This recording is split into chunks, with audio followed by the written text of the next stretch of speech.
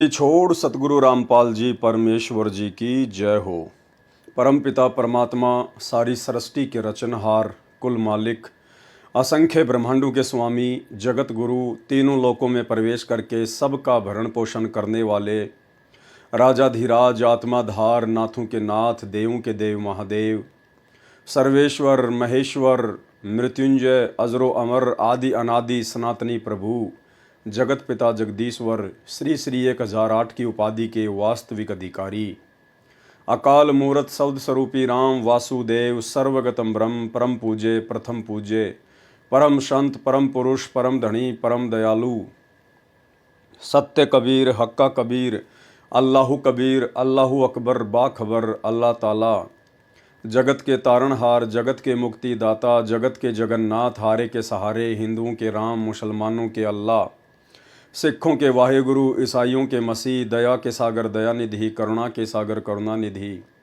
स्वयंभू परिभू, संकट मोचन, कष्ट हरण, मंगल करण, दुख भंजन, अविगत कबीर, निर्विकार निर्विषम परमात्मा, अलय अलेख सतगुरु, आदि अनादि सतगुरु, असली मर्यादा पुरुषोत्तम, असली राम, असली कृष्ण, असली घनश्याम, असली मुरारी, राजाओं के राजा, महाराजाओं के महाराजा, शहंशाहों के शहंशाह, सम्राटों के सम्राट, भगवानों के भगवान, अल्लाहों के अल्लाह, प्रभुओं के प्रभु, मसीहाओं के मसीह, सच्चे वाहिगुरु, बाबाओं के बाबा, पीरों के पीर, सेठों के सेठ, जगत सेठ, सावरसा सेठ, सर्वगुण संपन्न, अनंत कोटि कलाओं के स्वामी, अनंत कोटि ब्रह्मांडों के नायक, योगियों में महायोगी, ध्यानियों में महाध्यानी, सिद्धों में परम सिद्ध, ज्ञानियों में तत्वज्ञानी, ब्रह्म ज्ञानी, महाज्ञानी, परम ज्ञानी, सर्वश्रेष्ठ ज्ञानी, विज्ञानी, युवा कबीर, समरथ कबीर, असमवात, अमित ओजा, सच्चे रहनुमा, करीम अल्लाह, सुबहान अल्लाह, दुनिया के अंतिम पैगंबर, 8 सितंबर 1951 से गांव धनाना,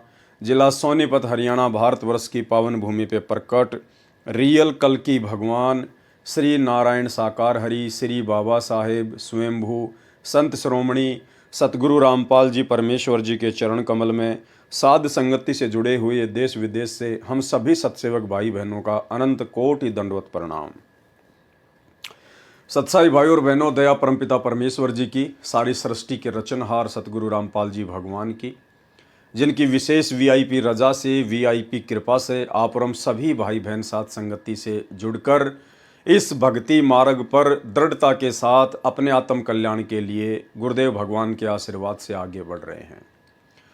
भाई और बहनों, पवित्र पुस्तक धरती पर अवतार को लेकर वीडियो बनाने की श्रृंखला जारी है और इस पुस्तक पर आज हमारा ये 6 नंबर का पार्ट है और ये अंतिम पार्ट है।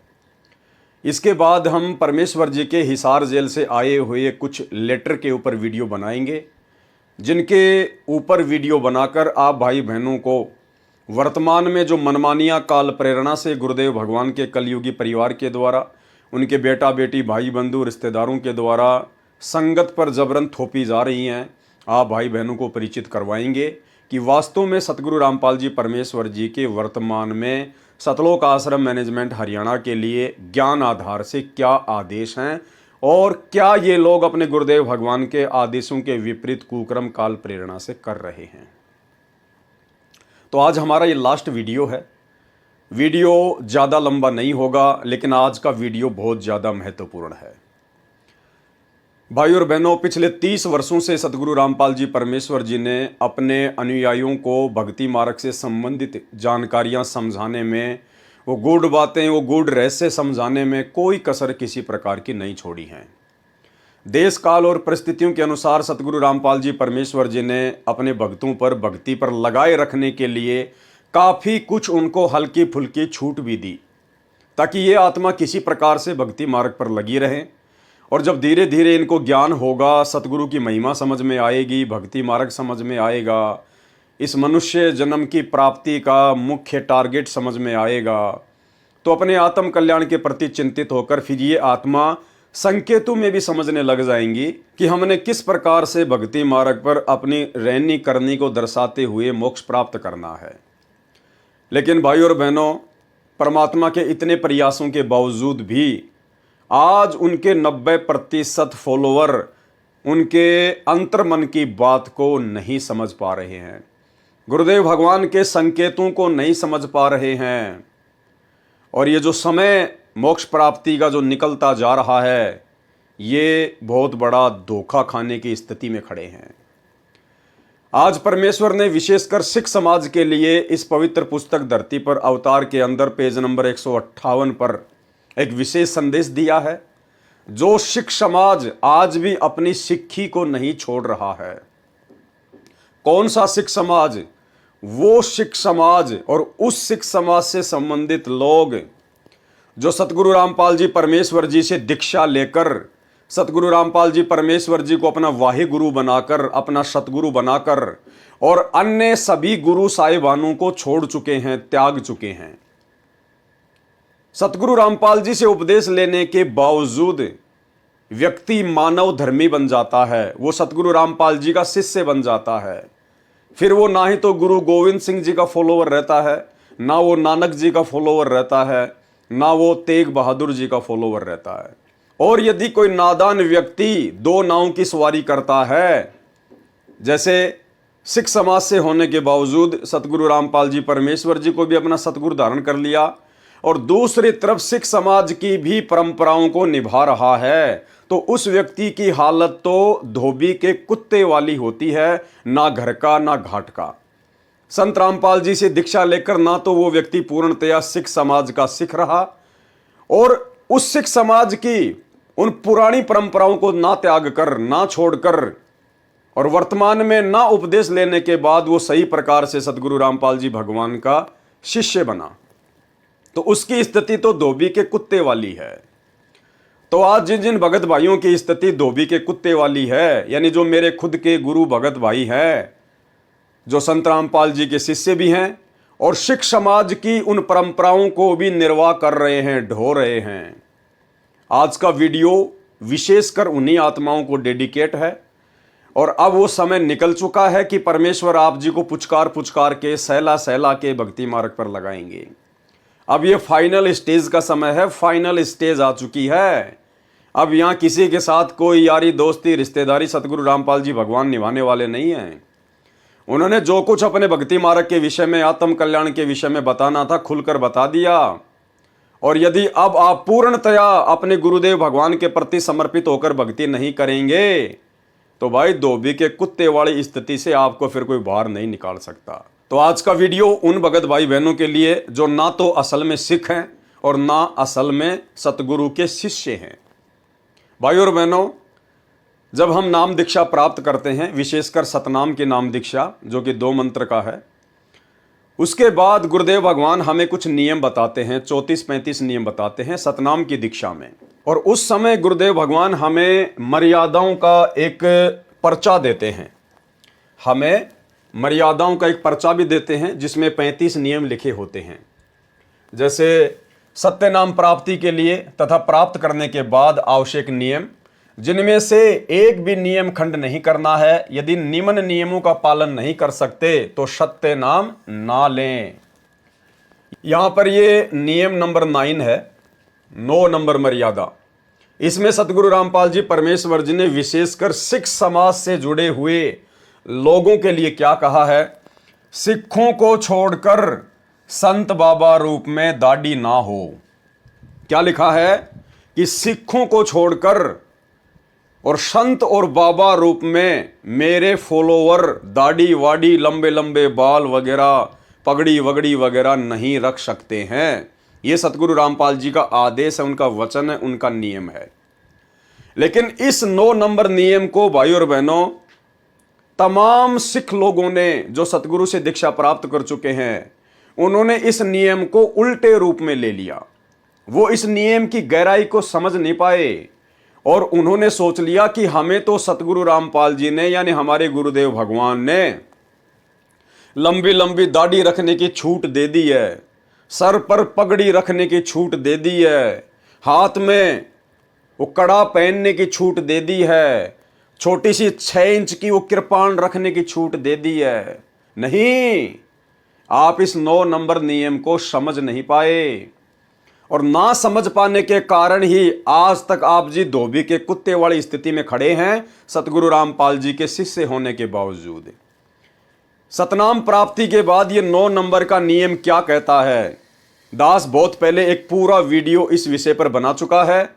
आपको छोटा सा वो वीडियो दास दिखाना चाहेगा 4-5 मिनट का, जिसमें विशेषकर दास ने इसी 9 नंबर के नियम के ऊपर सिख समाज से जुड़े हुए सतगुरु रामपाल जी परमेश्वर जी के फॉलोवर के लिए बनाया था। तो पहले आप सुनिए ये छोटा सा वीडियो और समझिए नियम नंबर 9 को, और उसके बाद फिर सतगुरु रामपाल जी परमेश्वर जी ने इस पुस्तक धरती पर अवतार के अंदर सिख समाज से जुड़े हुए अपने भक्तों के लिए क्या कुछ दिशा निर्देश दिए हैं, आपको वो भी बताए जाएंगे। सुनिए।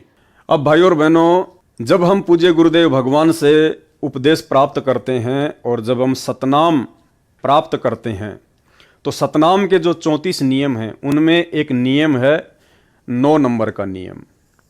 उस 9 नंबर के नियम में परमेश्वर ने एज इट इज ऐसा ही लिखा हुआ है जो आपको स्क्रीन पर लिखा हुआ दिखाई दे रहा है। सिखों को छोड़कर संत बाबा रूप में दाढ़ी ना हो। क्या कहा परमेश्वर ने? सिखों को छोड़कर संत बाबा रूप में दाढ़ी ना हो। यह नियम है परमात्मा का, यह आदेश है सतगुरु रामपाल जी भगवान का उन तमाम व्यक्तियों के लिए जो व्यक्ति सिख समाज को छोड़कर संत रामपाल जी के मानव धर्म को स्वीकार करते हैं।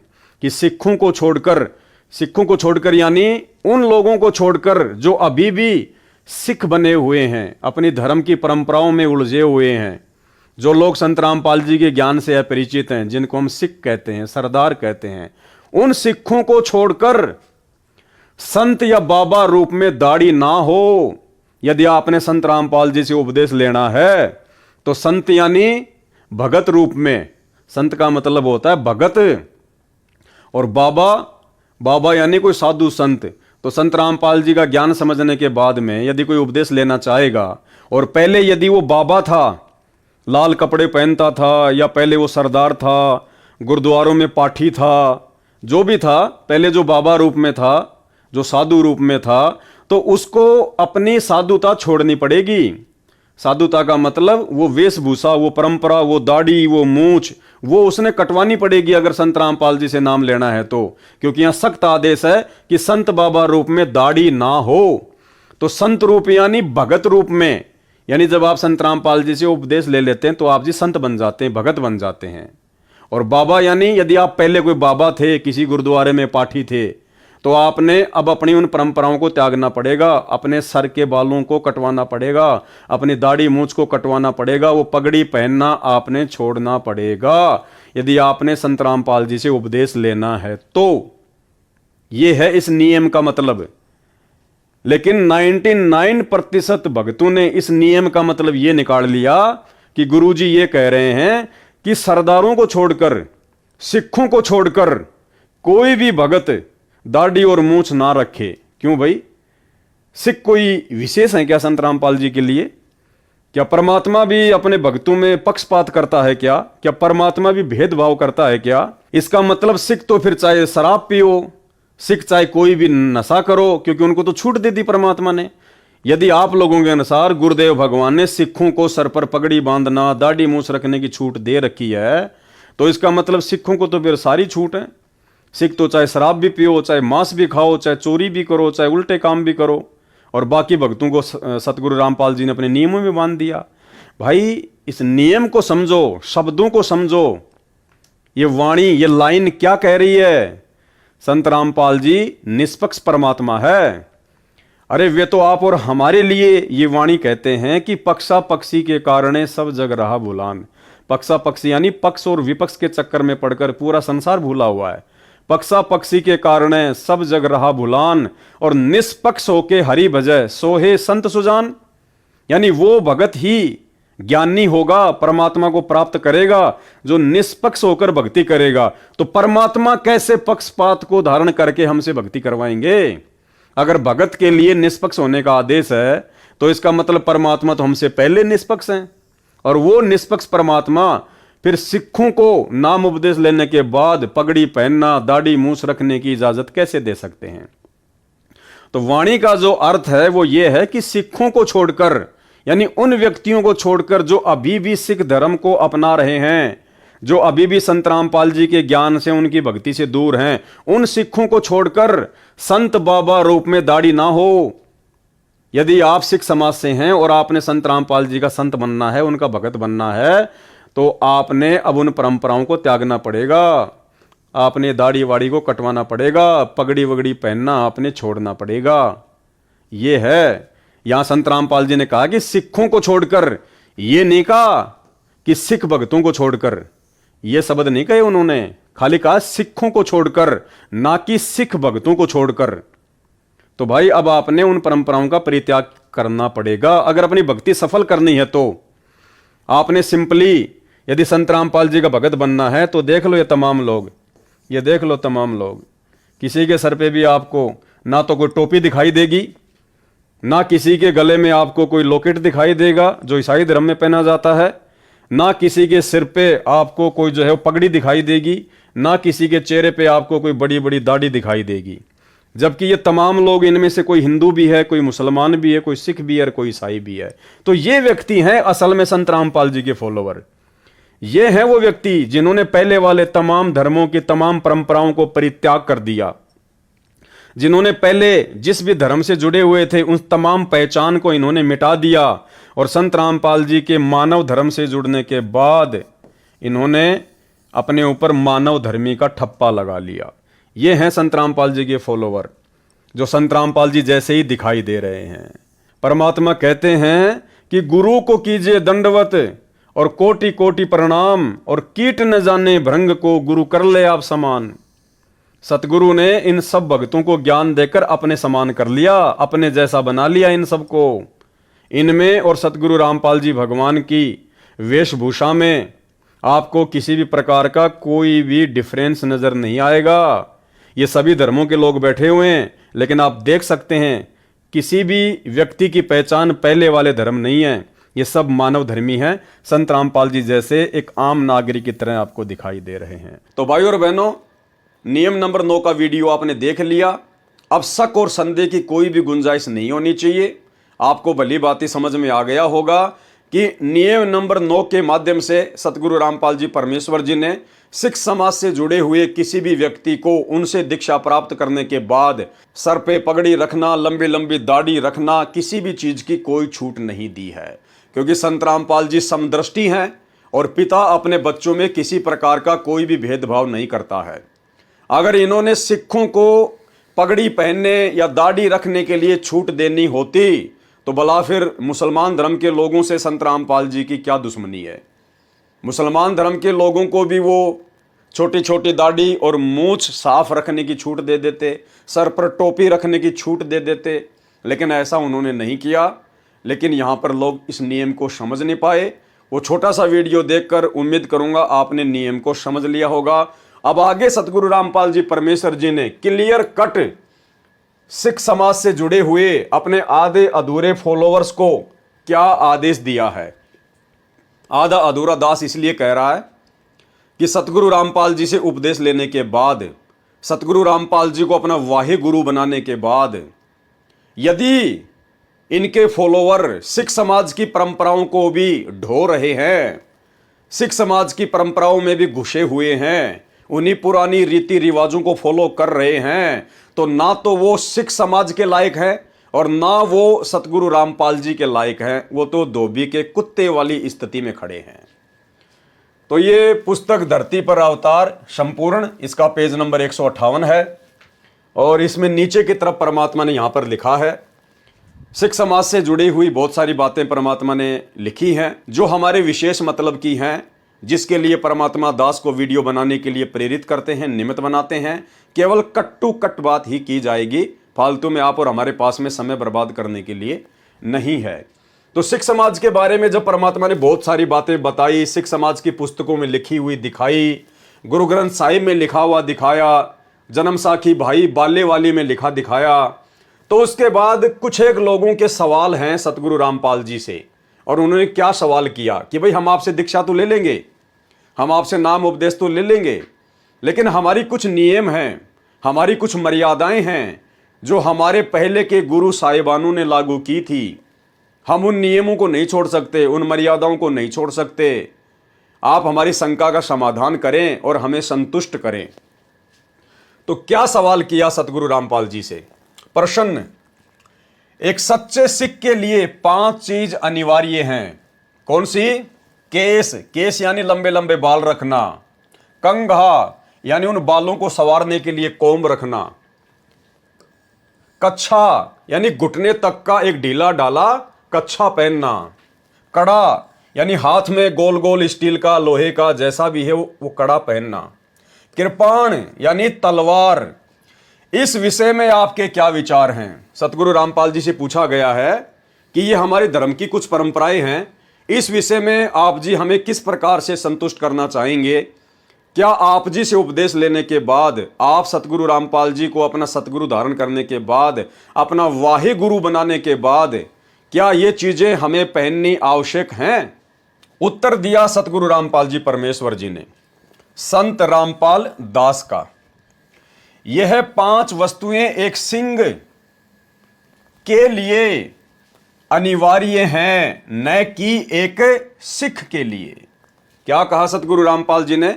भाई और बहनों, एक एक शब्द को पकड़ के चलना, ज़्यादा लंबा वीडियो नहीं है। अगर वास्तव में आपने अपनी भक्ति सफल करनी है, यदि आप सिख समाज से संबंधित हैं और सतगुरु रामपाल जी से उपदेश प्राप्त कर चुके हैं, तो आपके लिए महत्वपूर्ण है ये। अन्य जो सिख समाज से जुड़े हुए लोग हैं, उनके लिए ये वीडियो नहीं है। वो चाहे अपनी लंबी लंबी दाढ़ी रखें, चाहे वो पगड़ी पहने, चाहे अपनी परंपराओं को फॉलो करें, हमें उनसे कोई लेना देना नहीं है। लेकिन सतगुरु रामपाल जी के पंथ में आकर आपने फिर उन परंपराओं को त्यागना पड़ेगा, अन्यथा आप जी ना घर के ना घाट के। तो क्या कहा सतगुरु रामपाल जी ने? ये 5 वस्तुएं एक सिंह के लिए अनिवार्य हैं, न कि एक सिख के लिए। अब सिंह और सिख में रात दिन का अंतर है।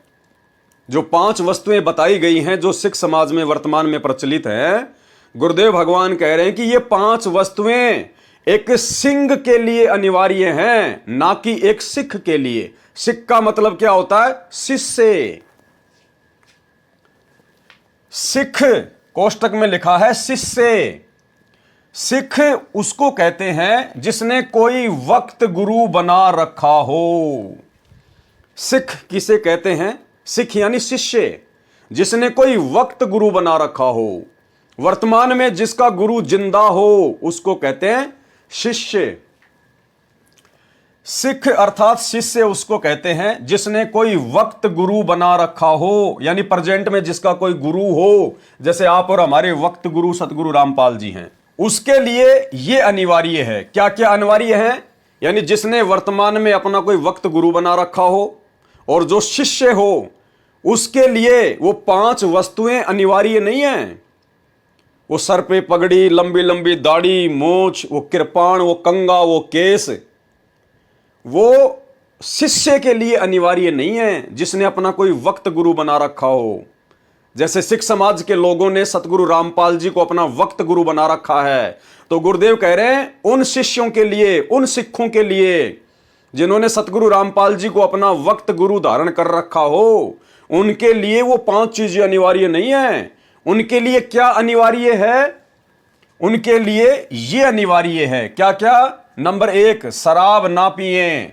नंबर 2, मांस ना खाएं, तंबाकू सेवन ना करें। नंबर 4, चोरी ना करें। नंबर 5, जारी यानी पर स्त्री गमन ना करें। जो वस्तुएं आप अनिवार्य कह रहे हो, कौन सी वस्तुएं? वो 5 वस्तुएं जो वर्तमान में सिख समाज में चल रही हैं। पगड़ी, लंबी लंबी दाढ़ी मूछ, हाथ में वो कड़ा, छोटी सी तलवार, कंगा और वो कच्छा। गुरुदेव क्या कह रहे हैं?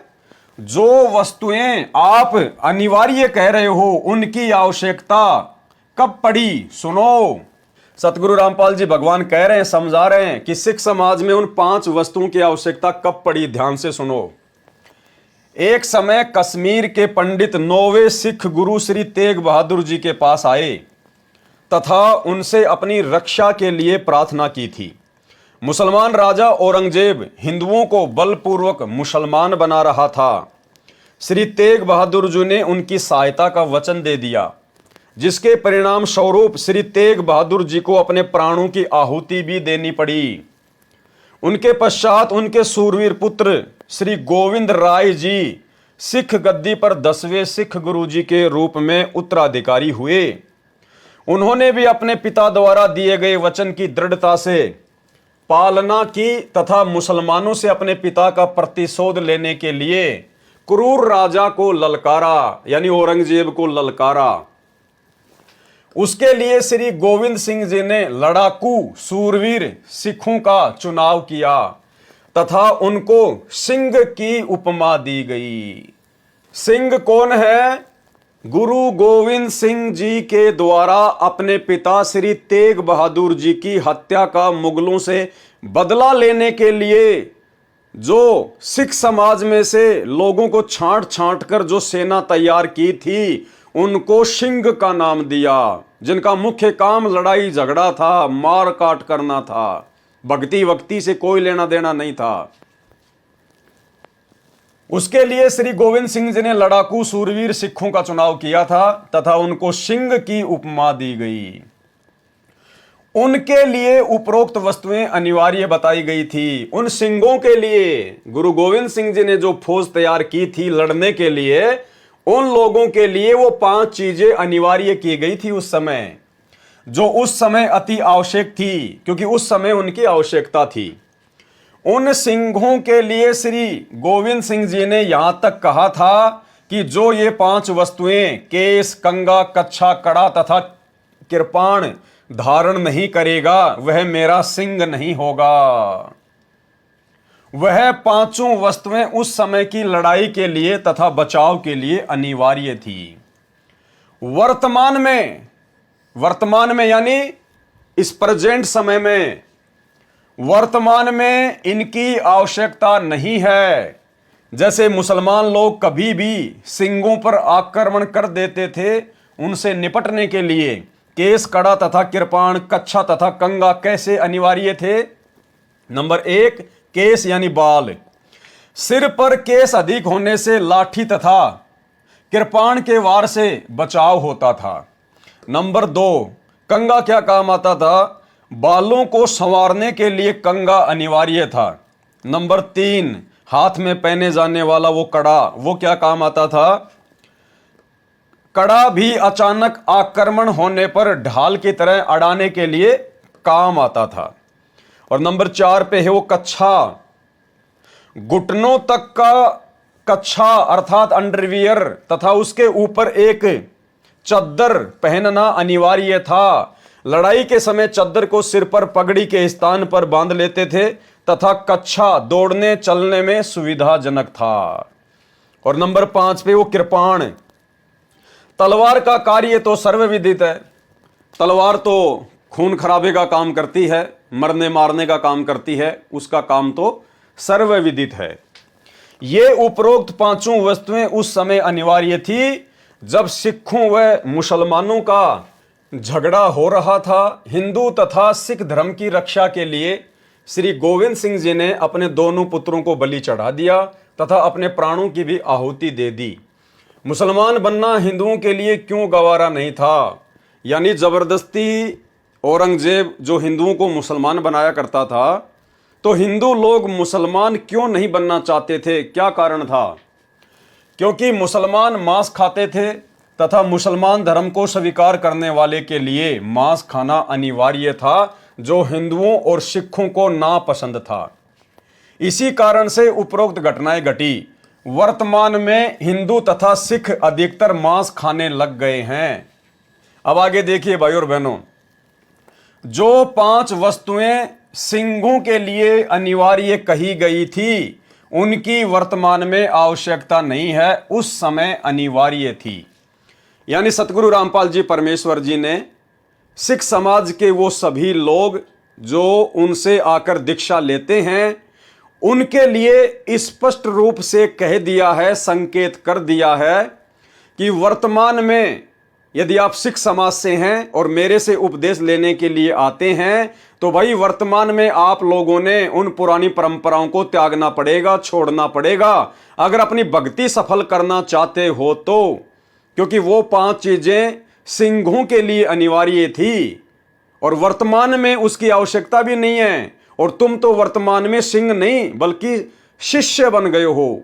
असल में सिख का मतलब होता है शिष्य, और आपने तो संत रामपाल जी को अपना वक्त गुरु बना लिया है, प्रेजेंट गुरु बना लिया है। तो संत रामपाल जी से उपदेश लेने के बाद, संत रामपाल जी को अपना वाही गुरु बनाने के बाद, सिख समाज से जुड़े हुए किसी भी भाई को अब उन 5 वस्तुओं को अपने शरीर पर धारण करने की कोई आवश्यकता नहीं है। यदि वो फिर भी धारण करता है तो अभी उसकी आध्यात्मिक कमजोरी है, आध्यात्मिक नासमझी है, अज्ञानता है। अगर उसने इन वस्तुओं का त्याग नहीं किया तो वो व्यक्ति अपनी भक्ति सफल नहीं कर पाएगा। तो यहां गुरुदेव ने स्पष्ट मना कर दिया है, जो 5 वस्तुएं सिंहों के लिए अनिवार्य कही गई थी उनकी वर्तमान में आवश्यकता नहीं है, उस समय अनिवार्य थी। शंका जाहिर की फिर किसी सिख ने और क्या पूछा, ये हमारे गुरुजी का आदेश है, हमारे लिए सिरोधार्य है। उन्होंने कहा था कि जो ये 5 वस्तुएं धारण नहीं करेगा वह मेरा सिंह नहीं है। तो सतगुरु रामपाल जी परमेश्वर जी ने क्या जवाब दिया। एक पिता ने अपने संतान को सर्दी के मौसम में कहा, जो बच्चा पैरों में जुराब, जूते और शरीर पर जर्सी या कंबल धारण नहीं करेगा वह मेरा बच्चा नहीं है। अचानक पिता की मृत्यु हो गई। वे बच्चे गर्मियों के मौसम में जुराब, जूते, जर्सी तथा कंबल धारण किए हों और उनसे कोई कहे कि बच्चों अब गर्मी का मौसम है, जर्सी कंबल तो कम से कम उतार दो। वे बच्चे कहें कि हमारे पिताजी का आदेश है, हमारे लिए सिरोधार्य है, हम नहीं उतारेंगे। तो उन बच्चों को कुछ विवेक से भी काम लेना चाहिए। स्पष्ट कर दिया सतगुरु रामपाल जी परमेश्वर जी ने कि वर्तमान में परिस्थितियां वैसी नहीं हैं जो आपने उन 5 वस्तुओं को धारण करना अनिवार्य हो। वर्तमान में केवल आप एक परंपरा का निर्वाह कर रहे हैं, आप एक परंपरा को फॉलो कर रहे हैं। उस दाढ़ी मूछ का, उस पगड़ी का, उस 6 इंच की छोटी सी तलवार का, कंघे का, कच्छे का वर्तमान में कोई यूज नहीं है और ना ही वो चीजें अनिवार्य हैं। यदि फिर भी आप धारण कर रहे हैं, विशेषकर संत रामपाल जी के फॉलोअर होने के बाद, तो ये आपकी आध्यात्मिक नादानी है। यही स्थिति अब है जो कहते हैं कि हमारे श्री गुरु जी का आदेश है कि जो ये 5 वस्तुएं धारण नहीं करेगा वह सिंह नहीं है। उन्हें विचार करना पड़ेगा। क्या कह रहे हैं सतगुरु रामपाल जी कि उन भक्तों को विचार करना पड़ेगा कि इन वस्तुओं की वर्तमान में आवश्यकता नहीं है। अब आपसी लड़ाई नहीं है, अब शांति है, सर्दी का मौसम नहीं है, अर्थात सब धर्मों के व्यक्ति प्यार से रह रहे हैं। अब कृपाण की लड़ाई नहीं रही। आजकल लड़ाइयां भी हाई टेक्निक हथियारों से होती है, जैविक हथियारों से होती है, मिसाइलों से होती है। आजकल लड़ाई में वो तलवारें काम नहीं ली जाती हैं। केस तथा कड़े से भी कोई बचाव वर्तमान की लड़ाई में नहीं है। अब सामने वाला AK-47 से गोली मारेगा तो भाई कैसे तो आपकी वो तलवार आपका बचाव कर लेगी, कैसे वो कड़ा आपका बचाव करेगा, कैसे आपकी वो पगड़ी आपका बचाव करेगी। केस तथा कड़े से भी कोई बचाव वर्तमान की लड़ाई में नहीं है। पहले जो कृपाण होती थी वो 3-4 फुट की लंबी होती थी।